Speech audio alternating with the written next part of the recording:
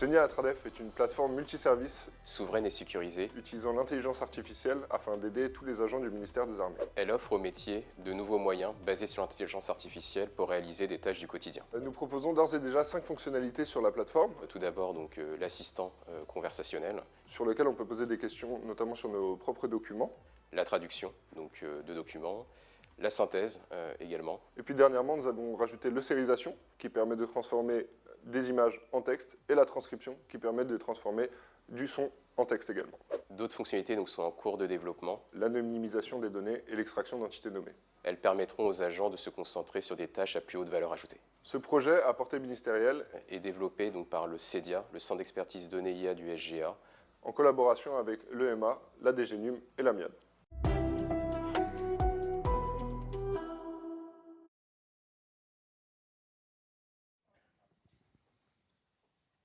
Là, m'entendez-vous avec le micro? Non? Oui? Merci. Merci. Donc nous recommençons avec cette seconde table ronde. Alors cette fois-ci, nous allons focaliser à la fois sur les acteurs internes qui seront incarnés notamment ici par Xavier et par Alexandre. Je laisserai se présenter. Je les présenterai un petit peu, mais je leur laisserai expliquer également leurs responsabilités à l'intérieur de l'organisation. Et là, nous allons focaliser sur la manière dont finalement l'AMC, donc l'Agence ministérielle de conseil, le CEDIA se potentialise pour réaliser les missions sous l'égide de la DTPM SGA au profit de l'ensemble des forces et des services qui sont rattachés. Donc, on a eu juste auparavant une dimension sur les concepts, les méthodes, les stratégies, et là, on va rentrer dans les applicatifs et les opérations, au travers notamment du témoignage ici du CTAE, qui est donc représenté par le colonel Flett, et puis aussi une vision externe qui sera rapportée par Esther McNamara, qui est également à la Cour des comptes actuellement, mais qui a eu de nombreuses expériences très riches, dont on reparlera au moment où je lui donnerai la parole. Là, on va peut-être commencer directement. On va attaquer directement. Et là, c'est une question qui va aller vers Xavier, finalement. Alors, cette question, je pense qu'il va même attaquer sans que je pose ma question. Il va présenter l'AMC. Bon, bonjour à tous, donc Xavier Auburtin. Moi, j'ai rejoint le ministère il y a un tout petit peu plus d'1 an, après une carrière de plus de 20 ans dans le conseil, dans diverses sociétés, et essentiellement sur des clients publics, et beaucoup le ministère des Armées sur les 10 dernières années. Donc finalement, j'ai un peu franchi le fleuve pour venir vous rejoindre et créer l'agence ministérielle de conseil au sein du ministère. Et en 2 mots, l'agence ministérielle de conseil, ça a été à capitaliser sur ce qui existait déjà précédemment au sein de la DTPM, qui était le département transformation digitale, avec pour objectif de monter en gamme sur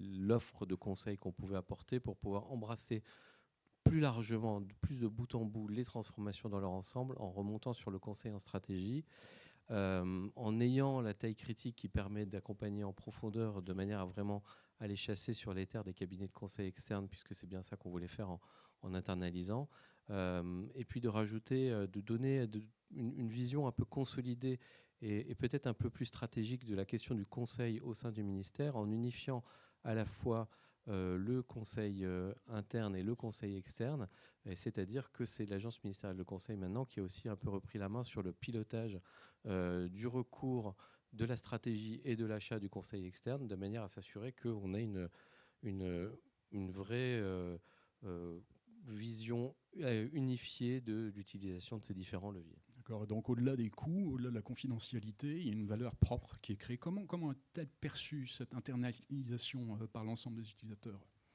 Alors, comment elle est perçue, cette internalisation? Nous, on internalise pour plusieurs raisons. C'est d'abord pour pouvoir offrir une offre de service qui soit beaucoup plus réactive, rapide ou autre, et souvent et qui soit beaucoup plus adaptée aussi aux besoins du ministère et à sa culture et à ses métiers.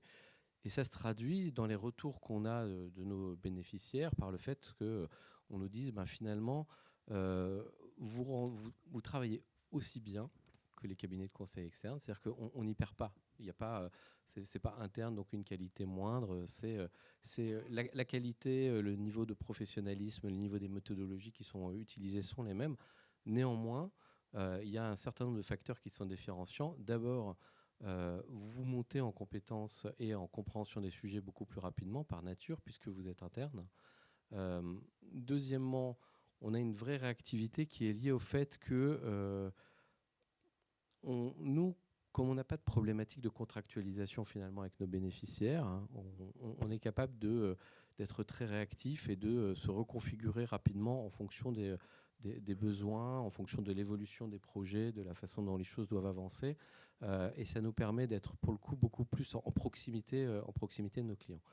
Et après, peut-être une dernière chose qu'on nous a remontée et qui, je pense, est essentielle, c'est que s'agissant de transformation, et de transformation qui s'adresse donc essentiellement à des agents du ministère et à des êtres humains du ministère, l'acceptation sociale de ces transformations-là, quand elles sont accompagnées par des acteurs internes, est bien meilleure que quand ça pourrait être fait par des acteurs externes, comme ça a souvent été fait par le passé.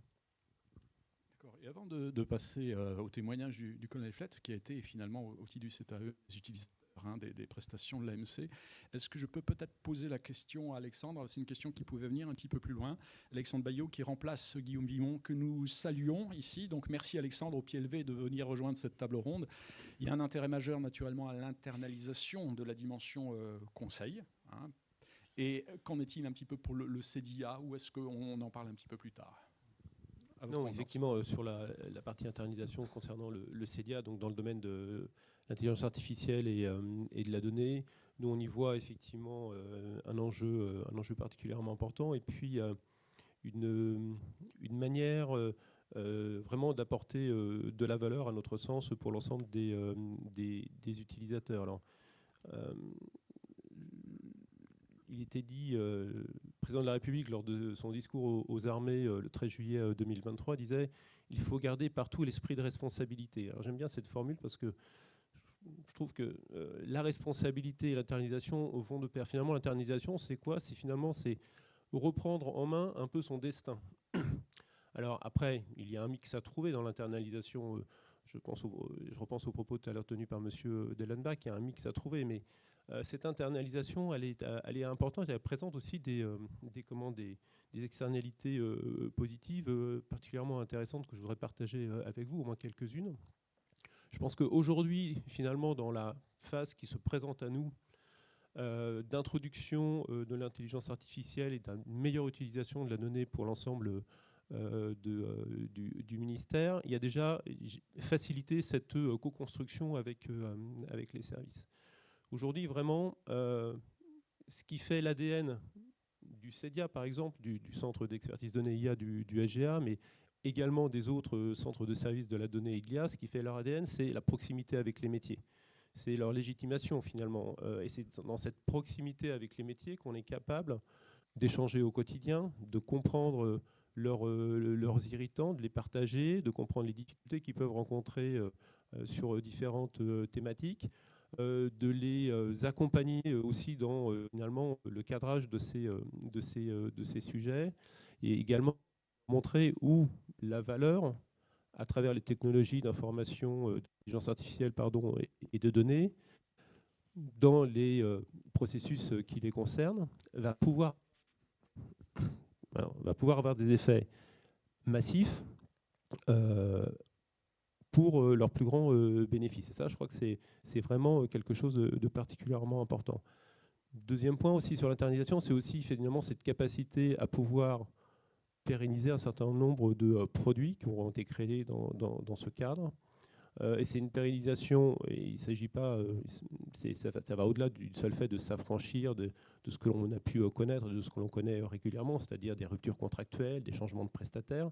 C'est vraiment maintenir dans le temps les produits ainsi développés, mais en les gardant à l'état de l'art. Et ça, c'est quelque chose là aussi particulièrement important, c'est toujours donner au métier, finalement, le produit qui est au top de ce qu'il est possible de faire à ce moment-là.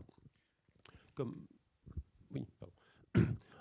autre externalité, ce que je vois aussi, c'est finalement, on a cette capacité, en étant au CEDIA, finalement, de voir l'ensemble des métiers du périmètre SGA, donc de considérer l'ensemble de ces métiers, de considérer l'ensemble de leurs besoins, Et donc aussi de considérer finalement la capacité à mutualiser là où c'est possible ces différents besoins, et donc d'apporter là aussi des solutions mutualisées qui vont pouvoir finalement s'adresser à plusieurs métiers plutôt que d'aller les traiter par silo, chacun à la queue leu d'une certaine manière, dans l'ordre de présentation initiale, et qui, pour le coup, à la fois fait perdre du temps à tout le monde, n'apporte pas la valeur au moment où on le souhaite, et qui plus est, ne satisfait pas forcément toujours les gens. Donc cette capacité à pouvoir adresser finalement à travers des solutions mutualisées les besoins des métiers est particulièrement forte. Et là, on est à la fois aussi dans des économies d'échelle, et puis finalement, on structure aussi d'une certaine manière une offre organisationnelle dernière. Et puis, dernier point, c'est un point qui a été évoqué tout à l'heure sur la précédente table ronde. Le fait d'être au plus près des métiers, le fait d'être dans l'accompagnement, justement dans cette phase de transition qui a déjà commencé, mais finalement, il s'agit de passer de l'administration de grand-papa, vous m'excuserez le propos, à finalement l'administration data-centrée. Et ça ne se fait pas du jour au lendemain. L'ensemble des métiers veulent effectivement y aller, on le sent bien, ils voient bien qu'il y a de l'intérêt, ils vont gagner du temps, ils vont pouvoir être plus productifs, plus efficients dans leur travail au quotidien, ils vont pouvoir se concentrer finalement sur des choses qui, pour eux, effectivement, vont être plus valorisantes. Donc, il y a ce travail à faire, et je pense qu'aujourd'hui, dans cette capacité à internaliser nos productions, c'est aussi cette capacité à pouvoir accompagner les métiers, à leur expliquer, les guider, et leur donner finalement cette appétence à évoluer de cette administration classique traditionnelle qu'on connaît tous, qui était la base d'une certaine manière, enfin dans laquelle on travaillait, vers cette administration data-centrée vers laquelle on souhaite tendre.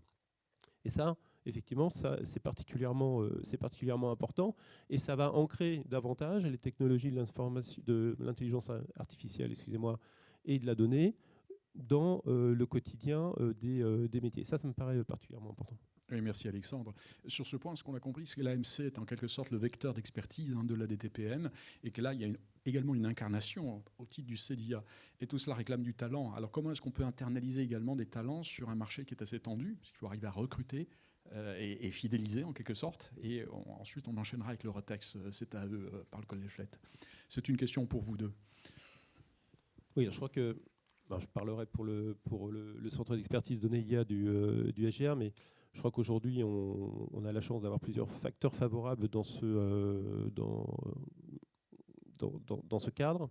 Alors bien évidemment, on n'a pas la prétention de devenir une entreprise, et c'est pas le sujet, mais aujourd'hui déjà, le ministère des Armées présente une richesse de métiers particulièrement forte.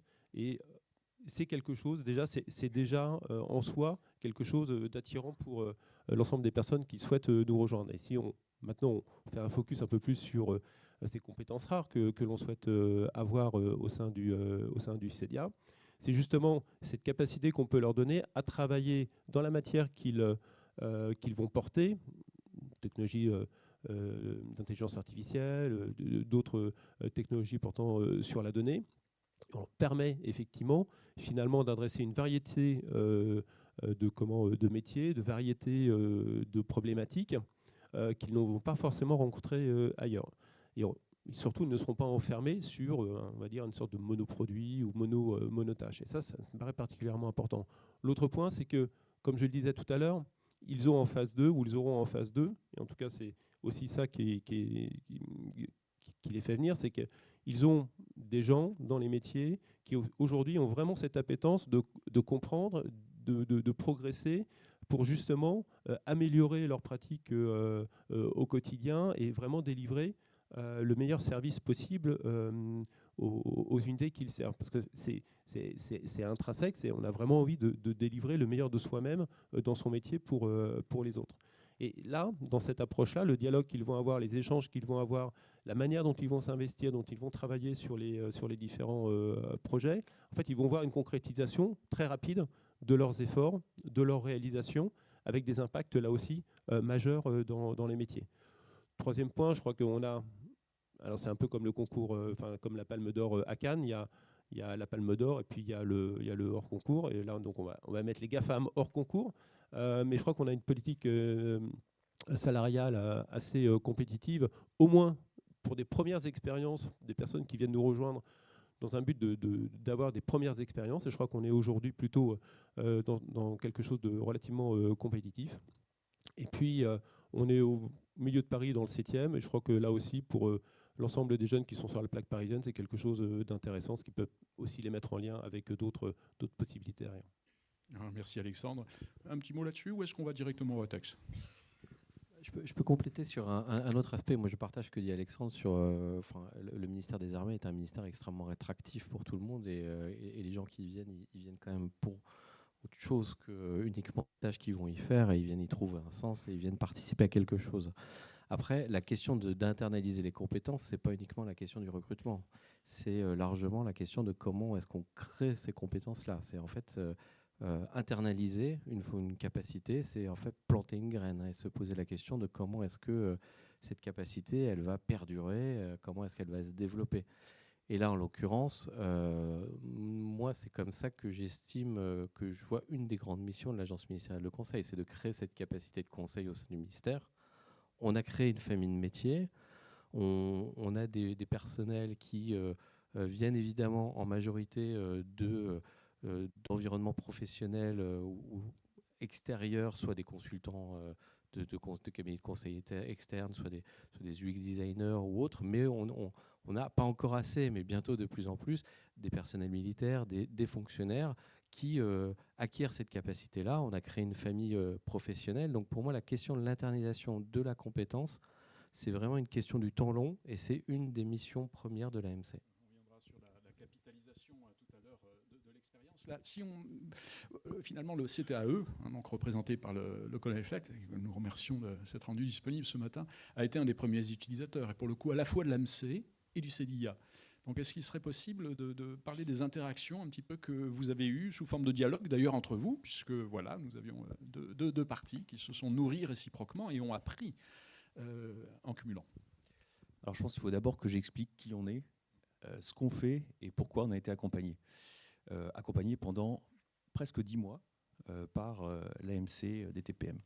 Alors le CTAE, c'est le commandement territorial de l'armée de l'air et de l'espace, dont je suis l'adjoint au chef d'état-major.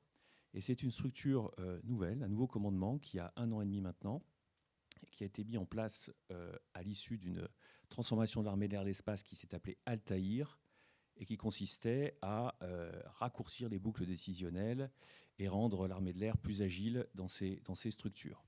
Ça a conduit à transformer un état-major situé à Bordeaux, qui s'appelait le commandement des forces aériennes, en commandement territorial armée de l'air et de l'espace, qui est donc l'organique territorial de l'armée de l'air, donc un commandement qui a pour mission d'encadrer l'ensemble des bases aériennes de métropole, précisément d'assurer l'appui aux bases aériennes dans divers domaines, techniques, financiers, RH, mais aussi de défendre les bases aériennes, il y a un volet défense-sécurité, et enfin de faire en sorte que ces bases soient très bien intégrées dans leur environnement local, territorial. Donc c'est les 3 missions principales de ce nouveau commandement territorial. Alors, il a été créé en août 2023. On ne partait pas tout à fait de rien, mais enfin on ne crée pas un commandement tous les jours. Et pour produire rapidement des effets, parce que c'était quand même l'enjeu pour un jeune commandement, c'est d'être présent rapidement et de délivrer les services qui étaient attendus de sa part, eh bien, mes autorités ont tout de suite identifié l'intérêt de se faire accompagner pour que notre structure soit lancée sur de bons rails, près de la bonne piste de décollage, pour un aviateur ce sera plus parlant, et pour qu'on puisse rapidement délivrer les effets attendus. Voilà. Et à ce titre-là, à partir de février 2024, donc on a eu le bénéfice de l'accompagnement de la DTPM, AMC, sous la forme d'une petite équipe qui a vécu à nos côtés pendant presque 10 mois, ce qui a été, vu de notre place, absolument un game changer pour la montée en puissance de notre structure, parce que sans cela, on aurait eu quand même de grandes difficultés à avancer. Alors ça répond à la question pourquoi être accompagné. Alors ça, tout le monde connaît les bénéfices, en tout cas les enjeux de l'audit externe, de l'accompagnement. ça fournit du temps de cerveau que l'organisme qui doit, lui, produire au quotidien n'a pas. Ça donne des outils, un outillage, ça donne des méthodologies, ça produit du benchmarking. Bon, tout ça est bien connu. Voilà. Et ça, en l'occurrence, on en avait besoin. Mais ce qui différencie cette prestation par l'AMC, c'est que c'est une prestation internalisée. Et là, c'était une nouveauté. Alors, je pense que ça a plein de bénéfices, je pourrais les détailler au fur et à mesure, mais un des premiers bénéfices, je pense que c'est l'acceptabilité. Pourquoi ? Parce que pour transformer une organisation, il faut absolument, l'adhésion de l'ensemble de ses personnels est absolument indispensable.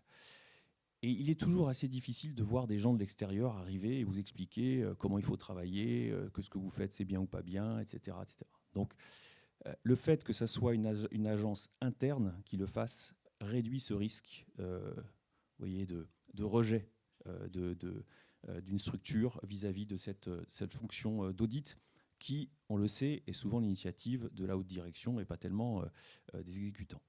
En l'occurrence, le fait que cette agence soit celle du ministère, ça a obtenu 2 effets principaux sur l'acceptabilité de cette initiative. C'est un, ah bon, on s'occupe de nous et on y met des moyens. Non, c'est que ce qu'on fait, c'est important. Et donc, si on prend le temps d'examiner nos processus et de voir si on travaille bien, c'est que finalement, ce qu'on fait, c'est important. Voilà. Et donc ça a un côté valorisation. Et puis, le deuxième aspect, c'est que, finalement, on est de la même équipe et que ça va bien se passer. Voilà un petit peu les premières impressions qui ont été délivrées par cette AMC. Merci. Alors, en pratique, comment se fait la rencontre ? À quel moment ? Qui vient voir l'AMC ? Comment s'établit l'acte de mission, en quelque sorte ? Alors, si je ne suis pas certain de connaître l'origine exacte de la mise en relation, mais je crois que ça s'est passé à Paris entre le général commandant second, le CTAE, nouvellement créé, qui cherchait des appuis et qui a découvert l'offre de service de la DTPM. Et on a pu bénéficier. Je pense qu'on représentait un objet intéressant d'étude aussi pour la DTPM, parce qu'on était une structure avec des process suffisamment complexes pour présenter un certain intérêt. On avait un cas d'usage, je pense, réciproque, qui était intéressant pour nos 2 structures, et c'est pour ça que ça a été mis en place assez rapidement. Voilà. Je voulais quand même saluer aussi l'équipe qui est venue à nos côtés, qui a une capacité d'intégration assez remarquable. C'est-à-dire que, je crois que M. Chabot est présent. Donc on a 2 à 3 auditeurs qui ont partagé notre vie et qui ont réussi ce tour de force de se faire accepter, y compris dans tous les bureaux qui font des tâches d'exécution et qui ont vu ces gens un peu impressionnants venir et leur demander mais comment vous travaillez, qu'est-ce que vous faites, etc. Et ils ont eu ce tact et cette diplomatie de le faire très bien. Et au-delà de l'AMC, le CEDIA a-t-il été également impliqué auprès du CTAE ?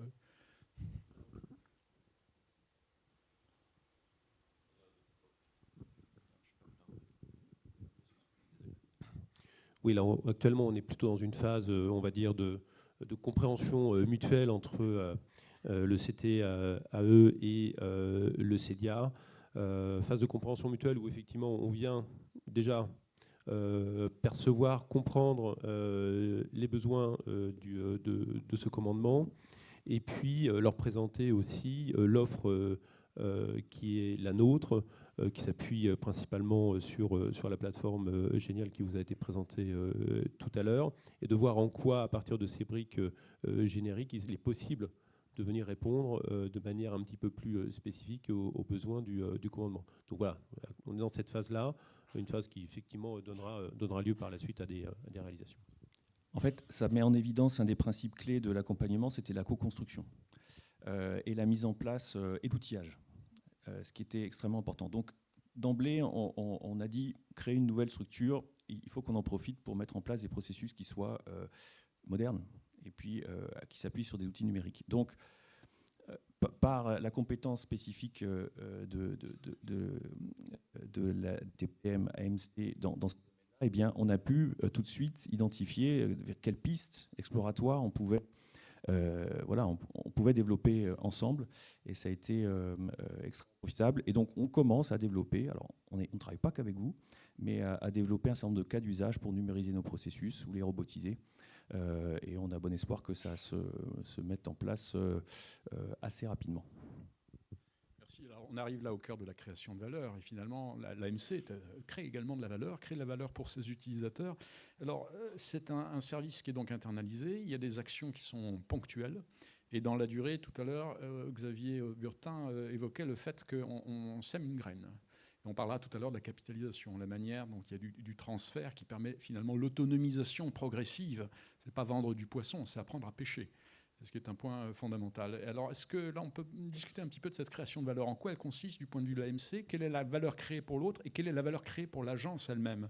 Puisque chaque fois qu'on est face à un cas, on apprend aussi.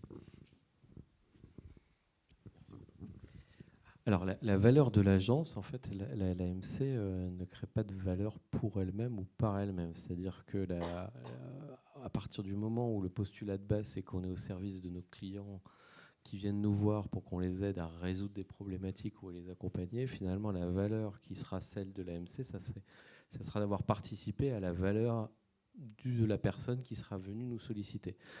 Et donc, c'est toute une démarche de réflexion qu'on a pour essayer de déterminer quel est l'apport réel qu'on peut avoir au moment où on va discuter et cadrer une mission ensemble. Parce qu'effectivement, on parlait tout à l'heure de l'intérêt de l'internalisation ou autre. Alors certes, c'est moins cher, mais si ça n'apporte pas de valeur moins chère, ça reste pas de valeur. Donc la question que nous, on se pose systématiquement, c'est de se dire, quand on cadre une mission, à quoi on contribue. Donc le point de départ, finalement, c'est de se poser la question de quel est l'effet final qui est recherché par notre bénéficiaire, mais vraiment le sien, pas l'effet final de la mission en tant que telle, et comment est-ce que nous, notre mission, elle va pouvoir y contribuer, et puis d'essayer un peu de systématiser l'analyse de cette valeur-là en se disant, mais qu'est-ce que je crée finalement et qu'est-ce que je vais laisser chez le bénéficiaire que j'aurai accompagné une fois que je serai parti. Et ça, on peut déterminer un certain nombre de leviers de valeur, on peut aider à créer une valeur qui soit organique en termes d'optimisation des ressources RH ou des ressources financières. Ça, c'est peut-être la chose la plus évidente. Après, on aide aussi, on crée une valeur qui peut être opérationnelle en aidant à développer des nouvelles capacités chez nos bénéficiaires, à optimiser des capacités existantes. On crée de la valeur en travaillant sur de la qualité, sur des délais, sur des coûts, donc vraiment à essayer de travailler l'efficience. Et puis après, il y a une valeur qui est peut-être un peu plus difficile à percevoir, mais extrêmement importante, c'est que quand il s'agit de conseils stratégiques au niveau des transformations, en fait, on aide aussi à construire une vision, à réduire les incertitudes, à traduire les choses en plan d'action qui soient vraiment actionnable et prenable par nos bénéficiaires. Merci. J'aimerais me tourner maintenant vers Esther, finalement McNamara. Esther qui est actuellement à la Cour des comptes, mais qui a un parcours très riche, diversifié, à la fois public et privé, dans lequel il y a quelques balises emblématiques. Je ne vais pas tout citer, mais il y a naturellement la DGFiP, et ça sera le témoignage qui sera apporté au titre de la contribution à la transformation numérique à la DGFiP, qui, vous savez, est également une organisation dont une performance est attendue, et on va en parler. Et auparavant aussi, très significatif, le fait qu'elle ait participé aux grandes fonctions de régulation au titre de la CADA, donc la Commission d'accès aux documents administratifs, comme vous le savez, également l'autorité de la concurrence, qui confère une culture économique, une analyse de comportement de marché d'opérateurs qui est puissante. Donc tout ça permet un bagage et permet aussi d'affronter en quelque sorte la mission de la transformation numérique à la DGFiP. Alors, comment est-ce que ça s'est passé? Est-ce qu'il y avait le même genre d'approche, de partenariat interne? Comment se débrouille-t-on? Alors, merci beaucoup de cette question. Merci de cette invitation. Je suis ravie d'être ici. C'est la première fois que je viens à Ballard, donc je suis très impressionnée par la beauté des lieux. Alors, voilà, c'est la défense, quoi. Alors, une question qu'on me pose souvent, je profite tout de suite pour répondre, c'est rien à voir avec le général McNamara. Alors, je me suis dit, voilà, peut-être qu'on la posera aujourd'hui. En tout cas, là, je réponds une fois pour toutes avant qu'on me la pose 25 fois au cocktail. Mais bon, alors oui, donc j'ai exercé les fonctions de déléguée à la transformation numérique à la DGFiP. Donc le modèle organisationnel était assez spécifique. Je préfère le resituer. Donc une petite entité agile, créé en 2021, rattaché directement au directeur général de la DGFiP, donc à côté de la grande direction des systèmes d'information, composée de 5000 informaticiens et d'un budget de 500 millions d'euros. Donc quand même la grosse structure à côté. Et on crée une toute petite structure agile avec de grandes marges de manœuvre pour recruter en externe des experts sous forme de contrats ou sous forme de prestataires. Et donc cette entité, elle était chargée d'accompagner, un peu comme votre entité, sous forme de conseil, mais aussi sous forme opérationnelle, et d'amener les nouvelles technologies, d'amener la transformation avec un lac de données, avec ce qu'on a vu ce matin, des dashboards de données de pilotage pour l'ensemble des directions des finances publiques, sur des missions extrêmement variées, qui vont, juste pour les reçus. Évidemment, la fiscalité, on connaît tous, mais derrière ça, il y a aussi les retraites, la paye de l'État, la paye des agents, le cadastre, on en a parlé ce matin, l'immobilier de l'État, enfin voilà, une trentaine de missions très importantes et très structurantes pour l'État, avec, c'est l'ancienne DGCP, forcément, il y a compte, il y a comptable, donc une entité nativement tournée vers la donnée, qui sait à quel point c'est important et qui sait donner les moyens aussi, par ses règles comptables, d'avoir une donnée fiable, justement, et qu'on fait remonter dans des cycles de données qui sont pertinents pour les décisions qu'on veut prendre en termes d'arbitrage financier, notamment, et pilotage politique. Alors cette petite entité, alors oui, elle avait des enjeux, attirer les talents, comment on mesure la valeur. Moi, j'ai passé tout mon mandat à justifier ma valeur. C'est pas forcément facile, donc il faut être sympa avec eux. Les structures nouvelles, elles doivent trouver leur place, donc d'une certaine manière, je compatis, parce qu'il y a toujours des gens pour dire « Ah, gna gna gna, c'était mieux avant » ou « Gna gna gna, on n'a pas besoin d'eux », et des trucs énormes, mais c'est pas vrai. Donc ils vont apporter des choses. À la DGFiP, alors ce qui est pratique, c'est que le retour sur investissement, c'est en euros, quoi. Donc dans mon portefeuille, j'avais à peu près 300 projets de toute taille. Il y en avait un, c'était les piscines. Donc si vous avez une piscine, vous avez dû en entendre parler, mais bon, c'était par un système d'IA. On repère si vous avez une piscine, et on compare au cadastre, et on voit aussi si vous l'avez déclaré ou pas. Si vous ne l'avez pas déclaré, on vous contacte en disant « Monsieur, madame, peut-être avez-vous oublié de nous informer d'un élément qui se trouve dans votre jardin, c'est peut-être une erreur, on ne sait pas. » Et voilà, donc le coût, c'était 20 millions d'euros, ce projet. Et le retour sur investissement, c'était 40 millions d'euros par an. Donc là, c'était donc, si vous avez écouté ce que j'ai dit tout à l'heure, c'était déjà en un an, deux si on tient compte du coût du projet, la rentabilité même de la délégation en transformation numérique était assurée. Et on dit, derrière, j'ai 300 projets. Donc, entre guillemets, c'était le game était... Voilà, on a plié le game assez vite. Mais néanmoins, il faut quand même s'imposer, on va dire, moralement dans la doctrine, enfin pas s'imposer, c'est pas le bon terme, mais s'intégrer moralement avec des nouvelles manières de faire. Et puis aussi, cette structure, elle doit s'auto-bousculer, c'est-à-dire au bout de 4 ans à payer des prestataires pour faire Scrum Master et introduire l'agilité dans nos... Peut-être que c'est intéressant d'arrêter cette dépense et de dire, non, on forme des gens en interne, c'est eux qui prennent le relais. Puis si pendant 5 ans, je considère que ça m'a apporté de la valeur, c'est que peut-être c'est une compétence pérenne que j'ai intérêt à adjoindre dans l'ADN même de la DGFiP. Et donc tout l'enjeu, il est aussi dans la manière dont cette structure d'innovation, elle va s'auto-renouveler pour pas elle-même s'enkyloser dans des méthodes qu'elle a acquises au moment de sa création. Donc cet enjeu de rotation des équipes, de rotation des compétences, d'ouverture permanente, c'était un terme qui a été souligné tout à l'heure et je rejoins tout à fait, il est majeur. La DGFiP, c'est une structure qui, organisationnellement et de manière informatique, est pensée de manière fermée, pour des raisons de sécurité évidentes. Et donc, amener ce qui vient de l'extérieur, amener l'innovation par l'ouverture est un enjeu. Pour j'aime citer Leonard Cohen, c'est par les failles qu'on fait rentrer la lumière, mais c'est aussi par les failles qu'on fait rentrer les ennemis. Hein. Donc, il faut trouver ce bon équilibre d'ouverture, ouvrir pour innover, tout en gardant, tout en protégeant les fondamentaux. Hein. Le propos est très clair. Merci beaucoup, Esther. Je crois qu'on va revenir d'ailleurs là-dessus. Et je vois 2 questions apparues à l'écran qui sont d'ailleurs connexes. Quels sont les critères de performance de l'AMC? Parce que là, on a compris le 20 millions initial, le 40 millions annuel. Depuis combien de temps et pendant combien d'années encore? Pour rire, hein. Je ne sais pas combien de piscines sont construites chaque année sans être déclarées en France. J'ai jeté un froid, pardonnez-moi. De la délégation à transformation numérique c'est Non. pas... comment dire Esther. Je Ouais. me soulage, pardon. Mais ma question portait sur le nombre de piscines. Combien on a trouvé de piscines? Au final, 122 000. Donc voilà. Et en fait, la valeur ajoutée, elle est en euros, et ça c'est direct. Mais il y a aussi une valeur immatérielle, c'est-à-dire les retombées presse. C'est un actif, c'est-à-dire, encore une fois, le capital moral de la DGFiP.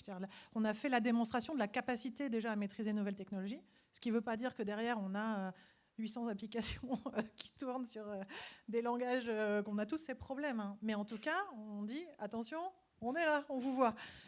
Et ça, c'est un message important globalement pour la mission. Ça contribue à ta prévention et de la et dissuasion. aussi aux agences de notation, c'est-à-dire la dette, elle dépend aussi des agences de notation, et le consentement à l'impôt qui dépend lui-même aussi un petit peu de la crédibilité, de la capacité de l'État à lever les impôts. Et bien là, c'est très important. C'est ce signal-là qui est très important. Fondamental. Ouais. Qu'on voit dans ce sillage-là, ce sont des questions que je vais poser à M. Auburtin, là, qui sont quels sont les critères de performance de l'AMC? Et la question qui est juste en dessous, qui recoupe d'ailleurs la dimension immatérielle, c'est la composante morale fondamentale en termes de prévention, de dissuasion et de conviction de nos prêteurs. Il faut bien le dire aussi. Hein. Est-ce que ce sont des métriques chiffrées, des mesures qualitatives? Alors, quelle est la nature des indicateurs de performance, si if any, hein, comme on dit, pour l'AMC? Et puis on posera peut-être après la question côté du CEDIA. Alors je vais répondre directement à la deuxième question qui a été posée à l'écran. C'est est-ce que c'est uniquement des métriques chiffrées? En fait, c'est essentiellement pas des métriques chiffrées, puisque on dit que notre valeur, elle est sur l'impact qui est celui de nos clients. Je pense que je le disais, hein, l'agence atteint ses objectifs quand les clients atteignent les objectifs. Donc en fait, comment est-ce qu'on mesure ça? C'est une vraie question. La première chose, alors on pourrait on peut se poser la question de la satisfaction du client à l'instant T, c'est effectivement important. Mais ça, c'est la base de la base. Ensuite, c'est de se dire, est-ce que cette prestation a servi à quelque chose, et est-ce qu'elle a servi à quelque chose de manière durable? Alors on le disait, on est une structure jeune avec encore des choses à créer. Et merci beaucoup pour tout ce que vous avez dit.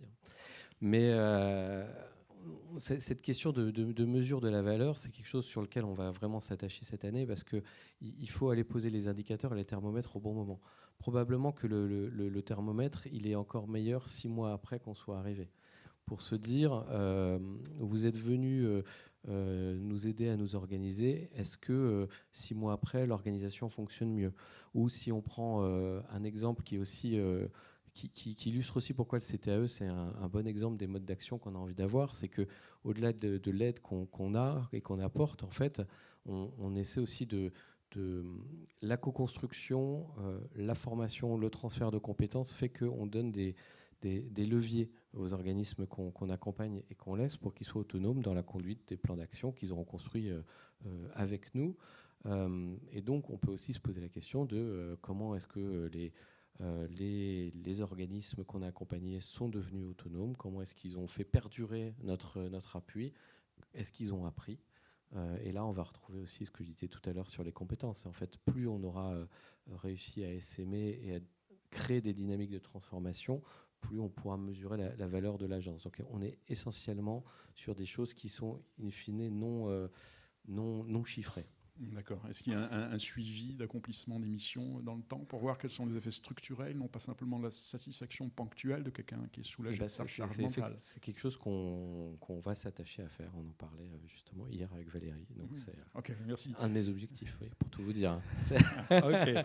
Et peut-être C'est la saison des objectifs. C'est la saison des objectifs. Il y en Ouais, a c'est plusieurs, mais ça en est un. l'année commence bien. Voilà. C'est formidable. Est-ce que, Alexandre, sur la valeur créée par le CEDIA, sous cet angle, comment voit-on la valeur créée pour un utilisateur, la satisfaction d'un utilisateur de GNI-AL, par exemple? Alors, si je reviens sur la question qui avait été posée là, sur les indicateurs de performance pour l'AMC, décliné mode CEDIA, je rejoins Xavier sur son approche, c'est-à-dire que on n'est pas dans cette logique finalement de dire j'ai fait tant de projets dans l'année, donc grosso modo je suis au bon niveau. D'ailleurs, c'est même pas un indicateur de performance, c'est plutôt un indicateur d'activité. Et puis au-delà de ça, finalement, la vraie question qui se pose, c'est vraiment la question: quelle est la valeur que j'ai créée chez la personne pour laquelle je suis intervenu ou pour laquelle j'ai mis à disposition telle et telle solution. Et donc c'est plutôt cette logique de finalement soit d'estimer l'impact qu'on peut avoir au global au regard d'une solution qui a été proposée. Et si on reprend typiquement l'exemple de Génial, on voit bien qu'à travers les actuelles 5 fonctionnalités qui sont proposées, finalement, tout à chacun ici dans cette salle et au sein du ministère va l'utiliser déjà comme il le souhaite, en fonction des besoins qu'il rencontre à un instant T. À un moment, il aura peut-être besoin de faire de la traduction, à un autre moment, il aura besoin de faire un compte-rendu, de faire la transcription, puis de faire son résumé de réunion derrière. Donc ça, on lui donne la possibilité de le faire. Et c'est plutôt sur cet impact qu'il nous paraît intéressant de réfléchir. Alors, je pense qu'effectivement, ça va là aussi constituer un sujet de réflexion pour 2025, parce qu'il faut essayer d'approcher peut-être de manière un petit peu plus fine ce que je viens de préciser un peu maladroitement. Mais c'est vraiment cela, c'est comment, chez les personnes que j'ai accompagnées, chez les personnes à qui on a réussi à livrer des solutions, cet impact a été réalisé, et puis éventuellement le retour sur expérience aussi, mais le retour sur investissement qu'ils peuvent en tirer. Typiquement sur Génial, on a aussi un excellent retour sur investissement d'entrée de jeu. Si on avait pris un abonnement à 30 € chez ChatGPT pour 60 000 personnes qu'on vise, très clairement, c'est pas, voilà, on a déjà rentabilisé ce point-là. Donc ça peut être abordé à travers des métriques, mais je crois aussi beaucoup finalement aussi au temps généré de productivité en plus pour les métiers qui font appel à nous. Et si vous me permettez, je voudrais juste, parce que j'ai vu passer un commentaire sur le technosolutionnisme. Alors aujourd'hui, on se présente AMC CEDIA, mais c'est pour montrer la complémentarité potentielle de l'approche au regard de missions qui pourraient être demandées à la DTPM.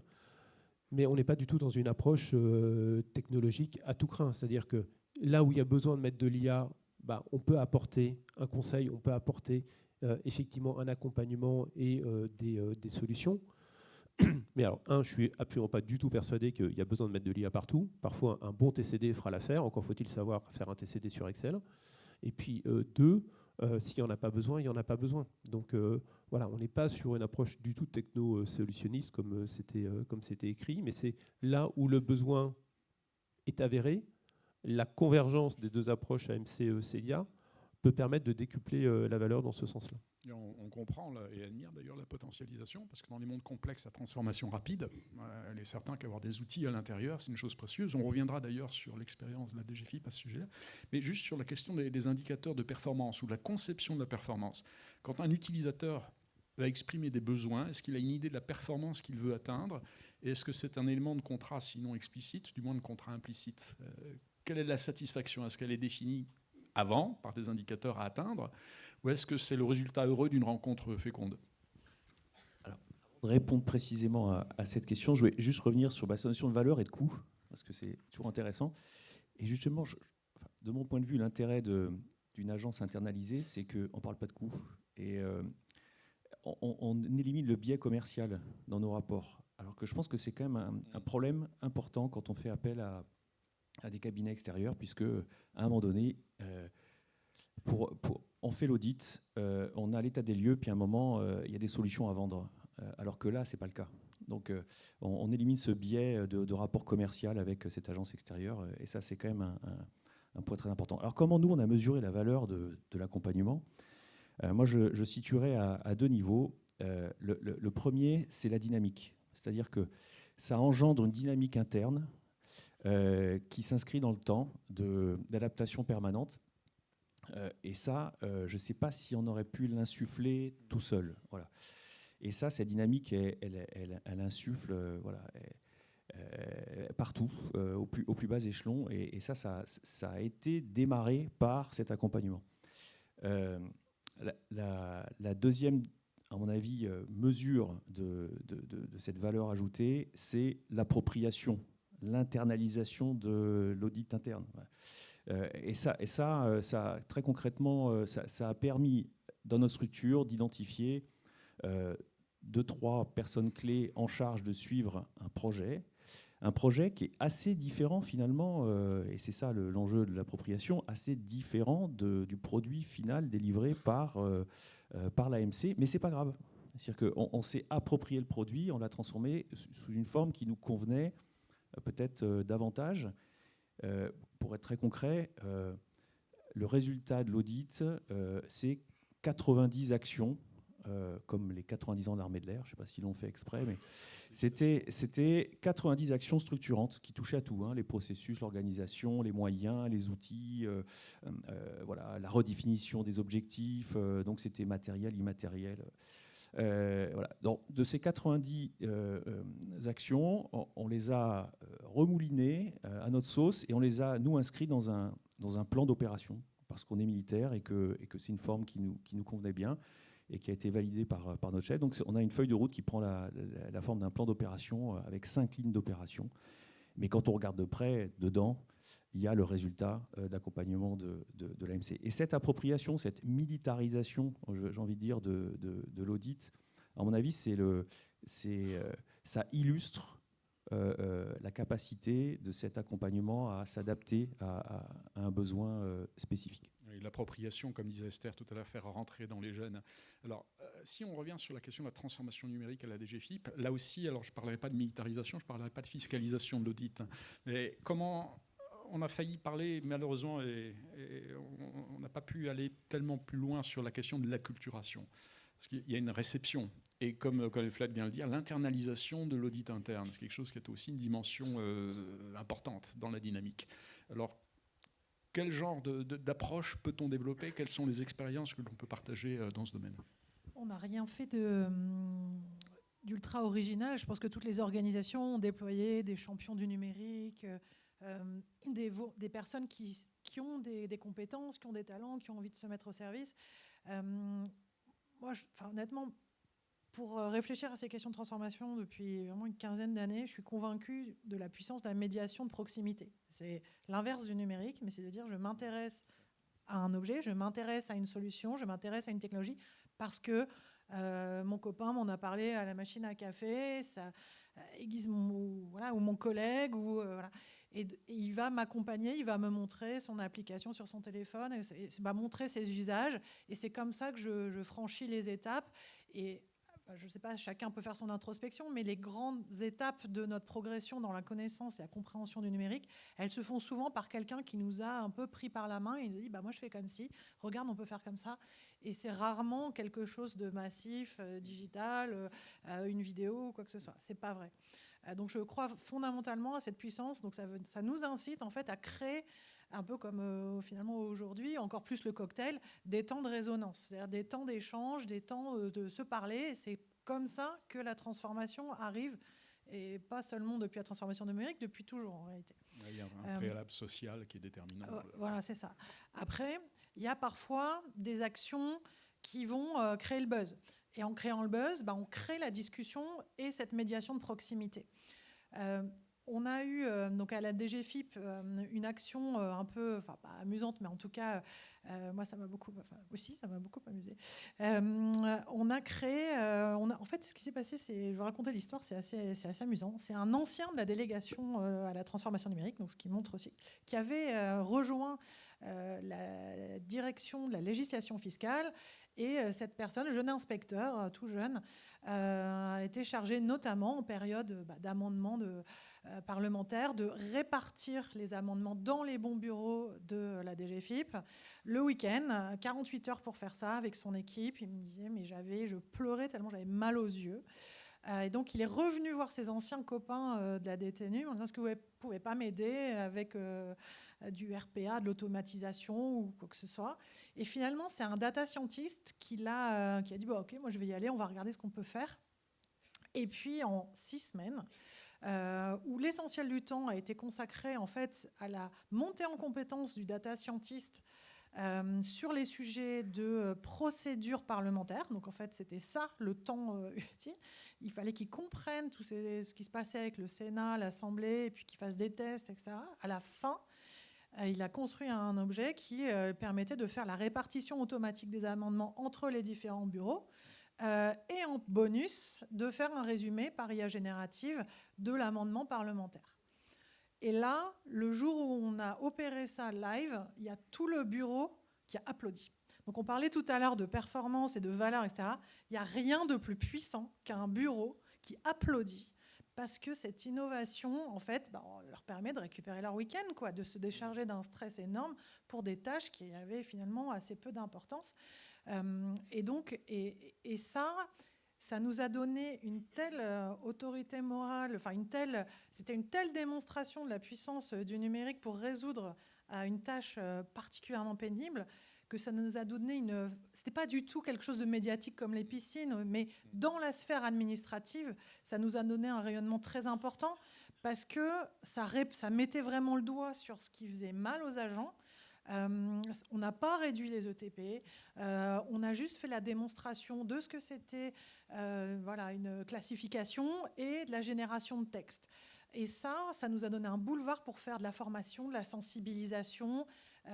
Et le data scientist qui a fait ça, il a été désigné citoyen d'honneur de la DLF pour le reste de sa vie. Et voilà, et ça, c'était une très grande fierté. On voit de belles perspectives pour les personnels méritants ici.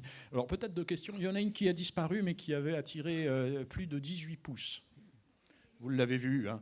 Donc c'est la question de la parité dans les organisations, puisque là, il y avait Esther parmi nous qui représente la gente féminine. Alors, je pose la question, qu'en est-il de la parité dans vos organisations respectives? Voilà. Et ensuite, on reviendra sur d'autres questions à afficher. Merci. Pour le CEDIA, c'est quelque chose de particulièrement important. Et puis la personne qui était en charge du centre à l'origine avait un prisme tout particulièrement porté sur la parité. Alors aujourd'hui, il y a eu des départs, il y a eu des arrivées, mais grosso modo, aujourd'hui, j'ai finalement directement à côté de moi 4 personnes. Vous avez vu le commissaire Minard, il y a Guillaume Vimont, et également 2 directrices de projet. Donc là, on est à parité. Et au sein des équipes, au sein du CEDIA et depuis le PERF, grosso modo, on est à 40% de femmes, 60% d'hommes. Je dis un témoignage rapide, dans le champ de la santé, on est à plus de 80% de filles en faculté, 80%, voilà. Et on est en train d'essayer de voir comment créer un prix pour récompenser le premier garçon qui obtient un résultat correct. Parce que sinon, c'est une espèce en voie de disparition. Donc on est un peu à front inversé sur ces terrains. Mais pour compléter mon propos, et c'est là aussi où on a des actions de promotion, c'est qu'on voit bien que les femmes dans le domaine du numérique, c'est pas leur priorité en fait, c'est pas forcément là où elles vont s'engager. Donc c'est encore plus compliqué d'avoir des femmes dans le numérique que dans d'autres domaines métiers. Vous citiez tout à l'heure la santé. Voilà, il y a des choix qui sont faits, qui sont indépendants de notre propre volonté de recruter ou pas, mais des choix qui sont faits dans la société qui font qu'aujourd'hui, effectivement, dans le numérique, c'est compliqué d'avoir des femmes autant que d'hommes pour pouvoir effectivement faire un choix. Alors, si je peux apporter juste un témoignage tout petit peu différent. Quand j'étais dans le secteur privé, j'ai fait partie d'une entreprise qui était très engagée sur la question de la parité. c'était intentionnel d'aller chercher la parité dans les 3 premiers niveaux hiérarchiques, quoi. Et ben, ça a pris du temps, mais on est arrivé. C'est-à-dire, c'est juste, on s'est donné les moyens d'écrire différemment les fiches de poste, de publier, de communiquer différemment et d'agir sur le bouche à oreille, d'aller chercher aussi les personnes. Bah, y en a, hein. Enfin, voilà. Et si je peux me permettre, je reviens juste sur une dernière question, puis après une question qui avait trait à Génial, en fait, qui posait la question de savoir s'il pouvait y avoir une application interministérielle. Hein, Génial avait une vocation également à servir d'autres ministères que le ministère des Armées. Est-ce que c'est quelque chose qui est envisagé, envisageable? C'est une question qui est apparue à l'écran. Après, aujourd'hui, Génial, c'est quelque chose qui a été développé pour le ministère des Armées. Alors, certes, sur des bases de logiciels open source. Donc, en ce sens, effectivement, ça peut être partagé, mais voilà, ce ne sera pas Génial dans sa complémentarité. Et puis, c'est quelque chose qui méritera aussi d'être partagé, étudié plus en détail. Mais voilà. Oui, et puis de toute façon, effectivement, en interministériel, aujourd'hui, la solution, c'est Albert, porté par la DINUM, qui est la solution interministérielle. Merci. Il y a peut-être des questions, des interventions de la part de la salle, en direct au micro, éventuellement. Est-ce que certains souhaitent? Vous levez la main, s'il vous plaît, pour qu'on puisse vous identifier, le cas échéant. Non, c'est l'épuisement. Ah, il y a bien une main qui se lève, là. Alors, est-ce qu'un micro peut arriver sur votre gauche, là, immédiate? Merci. Merci. Vous m'entendez? Voilà.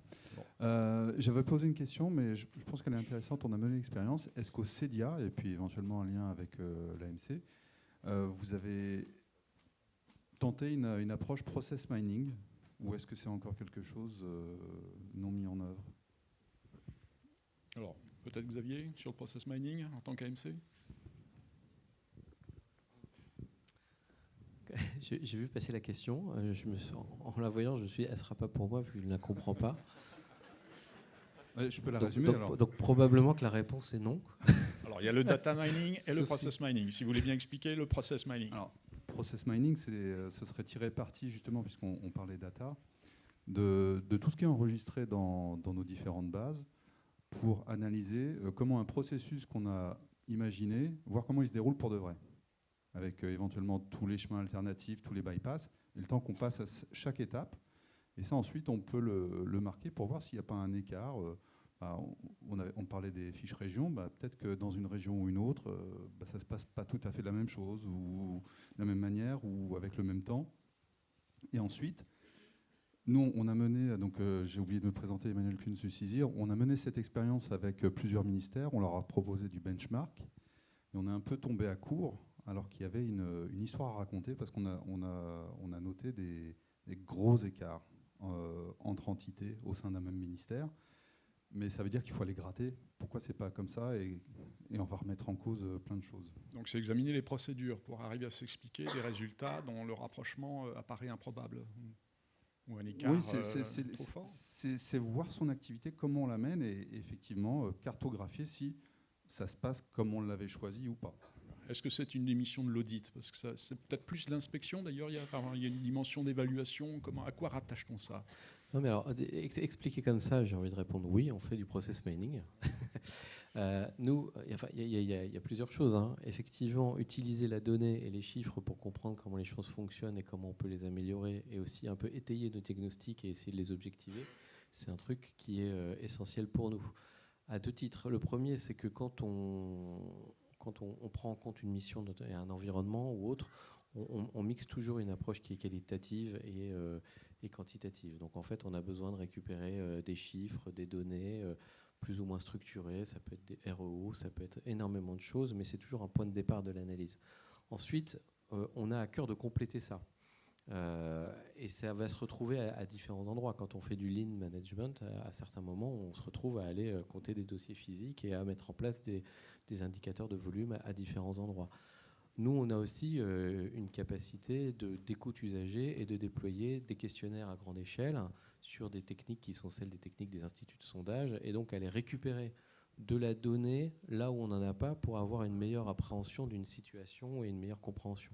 Et qui vient souvent compléter une donnée un peu technique, des notions de volumétrie d'actes, des notions de qualité de service, de délai ou autres qu'on peut trouver plutôt dans des données issues de systèmes métiers, avec des données qui sont plutôt des données liées à de la perception, du sentiment que peuvent avoir des usagers à propos d'un processus mené par un service. J'ai cru voir qu'Esther souhaite également réagir sur ce point. Juste pour dire, à ma connaissance, c'est la COS qui est la plus avancée en process mining. À la DGFiP, c'était le début, mais il y a toujours un arbitrage entre le fait d'avoir plein de données pour pouvoir faire du data mining et la disponibilité des applications.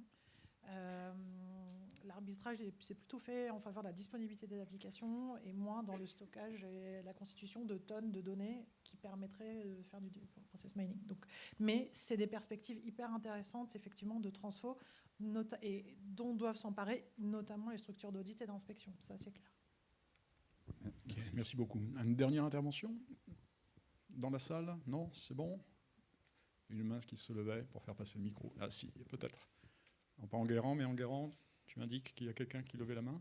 Mais de manière générale, votre question, au-delà du process mining, moi je trouve qu'elle doit nous alerter sur un fait. Il y a beaucoup de questions, des débats, l'IA générative, ça prend une ampleur dans le débat et dans les cercles de discussion sur la transformation, au détriment d'autres modalités de faire de la transformation.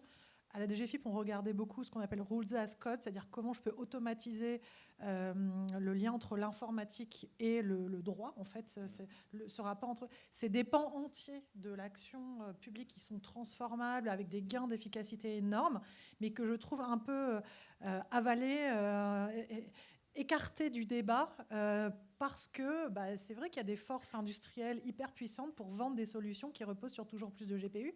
Et ça, il faut vraiment qu'on s'en prémunisse collectivement. Voilà. Merci beaucoup. Une dernière intervention? Non? C'est bon? En fait, il nous reste à vous remercier beaucoup, panélistes de cette table ronde. On a compris ici la potentialisation AMC-CEDIA, AMC comme le vecteur de l'expertise de la DTPM, et la manière dont vous pouvez, dans la rencontre avec les utilisateurs, contribuer à cette transformation. Je crois que le benchmark également avec l'expérience d'Esther a été particulièrement apprécié. Il y a plein de choses dont on se souviendra bien, pas que pour des raisons de... Voilà, pas que pour des raisons de piscine, bien sûr. Merci beaucoup à vous. Vous savez, Archimède disait également, donnez-moi un levier, un point d'appui, je soulèverai le monde. Le point d'appui, c'est vous. Les leviers, c'est la technologie, mais comme ça a été très justement dit, il n'y a pas que la technologie, il y a l'intelligence de son emploi, il y a l'intelligence des situations d'usage qui ont été ici incarnées, en fait, par vous. Et merci beaucoup également pour le Colonel Flett, pour sa contribution. Voilà, merci à vous. J'espère que ces deux tables rondes ont pu... à la fois dans une approche philosophique, stratégique, concept, et ensuite on se rapproche du terrain comme au cinéma, on va un peu vers les cas, et je vais repasser la parole à Madame Valérie Pénaud. Merci à vous, panélistes.